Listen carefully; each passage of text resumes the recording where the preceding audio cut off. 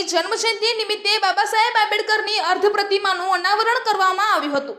આજે ભારતના બંધારણના ઘડવૈયા ડોક્ટર બાબા સાહેબ આંબેડકરની જન્મજયંતિ છે, ત્યારે પીંપળી ગામમાં દાતા સતીશભાઈ ચંદુભાઈ પટેલ તરફથી ગામમાં બાબા સાહેબ આંબેડકરની અર્ધ પ્રતિમાનું નિર્માણ કરવામાં આવ્યું હતું, જેની અનાવરણ વિધિ પીંપળી ગામના ઘનશ્યામ પૂનમભાઈ પટેલના હસ્તે પ્રતિમાનું અનાવરણ કરવામાં આવ્યું હતું। આ કાર્યક્રમમાં પીંપળી ગામના સરપંચ સહિત ગામના આગેવાનો ઉપસ્થિત રહ્યા હતા। આજે 21મી સદી ચાલી રહી છે, ત્યારે આ સદીમાં નાત જાત કે જ્ઞાતિ કે પછી વર્ષો જૂની અસ્પૃશ્યતા જોવા મળી ન હતી।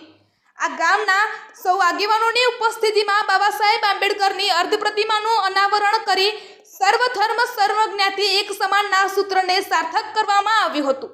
આ પ્રસંગે સમાજના અગ્રણીઓએ મહેમાનોનું સ્વાગત કરી બાબા સાહેબ આંબેડકર દ્વારા રચિત ભારતના સંવિધાનનું પાલન કરવાના પણ શપથ લીધા હતા। આ સાથે બાબા સાહેબ આંબેડકરની અર્ધ પ્રતિમાને ફૂલહાર અર્પણ કરી સૌ સાથે મળી દરેક જ્ઞાતિવાદથી દૂર રહી અને ભારતના સંવિધાનનું અક્ષરશ પાલન કરવાના પણ સંકલ્પ લીધા હતા।